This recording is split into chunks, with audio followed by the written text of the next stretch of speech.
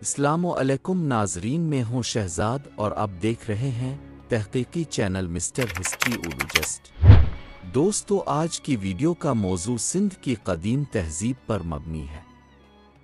دوستو، وادی سندھ کی تہذیب دنیا کی قدیم ترین اور ترقی یافتہ تہذیبوں میں شامل تھی، جو تقریباً 2600 قبل مسیح سے 1900 قبل مسیح تک اپنے عروج پر رہی۔ اس کے آثار آج کے پاکستان، بھارت اور افغانستان میں دریافت ہوئے ہیں۔ یہ تہذیب قدیم مصر اور ایرانک کے ساتھ دنیا کی ابتدائی شہری تہذیبوں میں شمار کی جاتی ہے۔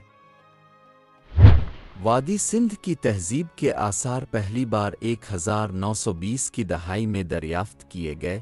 1921 میں سر جان مارشل کی قیادت میں ہڑپا کی کھدائی ہوئی۔ 1922 میں راکھل داس بینرجی نے موہنجو دیڑو کے آثار دریافت کیے۔ دوستو، وقت کے ساتھ ساتھ دھولاویرا، راکھی گڑھی، کالی بنگان اور دیگر مقامات بھی سامنے آئے۔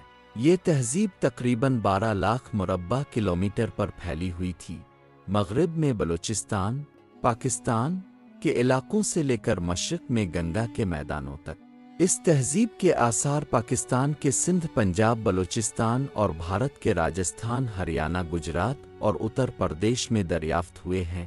شہر منظم اور جدید طرز پر تعمیر کیے گئے تھے۔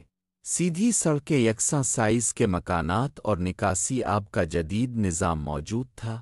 ہر شہر کو قلعہ نما فصیل نے گھیر رکھا تھا، جو ممکنہ طور پر انتظامی یا دفاعی مقاصد کے لیے تھی۔ موہنجو دیڑو میں ایک عظیم غسل خانہ، گریٹ بیتھ، دریافت ہوا جو مذہبی یا سماجی تقریبات کے لیے استعمال ہوتا تھا۔ مکانات پکی اینٹوں سے بنائے جاتے تھے۔ ہر گھر میں کنواں، غسل خانہ اور نکاسی آب کا نظام موجود تھا۔ بعض مکانات 2 یا 3 منزلہ بھی تھے۔ وادی سندھ کی تہذیب ایک زرعی اور تجارتی معاشرہ تھا۔ جانوروں کے آثار بھی ملے ہیں، جن میں گائے، بھینس، بکری، ہاتھی اور اونٹ شامل ہیں۔ وادی سندھ کے لوگ عراق، ایران اور وسطی ایشیا سے تجارت کرتے تھے۔ وزن اور پیمائش کے مخصوص پیمانے موجود تھے۔ وادی سندھ کی تہذیب کی اپنی تحریری زبان تھی، جو آج تک مکمل طور پر سمجھ میں نہیں آئی۔ تحریری مواد مہروں، مٹی کی تختیوں اور برتنوں پر ملا۔ اس تحریر میں مختصر علامتیں اور تصاویری علامات استعمال ہوتی تھیں، جو شاید کسی قدیم دراوڑی زبان سے متعلق ہو۔ دیوتاؤں اور فطری عناصر کی پوجا کی جاتی تھی۔ بعض مہروں پر یوگی نما شخصیت بنی ہوئی ہے، جسے بعض ماہرین قدیم ہندو دیوتا شو پشوپتی سے جوڑتے ہیں۔ ماتا دیوی ازرخزی کی دیوی کی پوجا کے بھی شواہد ملے ہیں۔ لوگ جانوروں، درختوں اور قدرتی عناصر کی پوجا کرتے تھے۔ وادی سندھ کے لوگ برتن سازی، دھات گری، بانت، مہریں بنانے اور چٹائیوں کی تیاری میں ماہر تھے۔ چٹانی پتھر سے بنی مہریں تجارت میں استعمال ہوتی تھیں۔ مہروں پر جانوروں، دیوتاؤں اور تحریری نقوش کندے ہوتے تھے۔ رقص کرتی لڑکی، ڈینسنگ گرل نامی مشہور مجسمہ موہنجو دیڑو سے دریافت ہوا، جو کانسی کا بنا ہوا تھا۔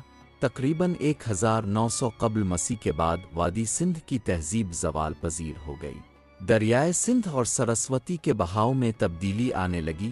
شدید خشک سالی اور قحط پڑنا شروع ہوا۔ زلزلے اور سیلاب آنے لگے۔ زمین بنجر ہونے لگی، جس کی وجہ سے زراعت متاثر ہوئی۔ بعض ماہرین کا خیال ہے کہ آریہ قبائل نے وادی سندھ پر حملہ کیا اور یہاں کے لوگوں کو پیچھے دھکیل دیا۔ اس نظریے کی تصدیق کے کوئی ٹھوس شواہد نہیں ملے۔ وادی سندھ کی تہذیب دنیا کی پہلی جدید شہری تہذیب تھی۔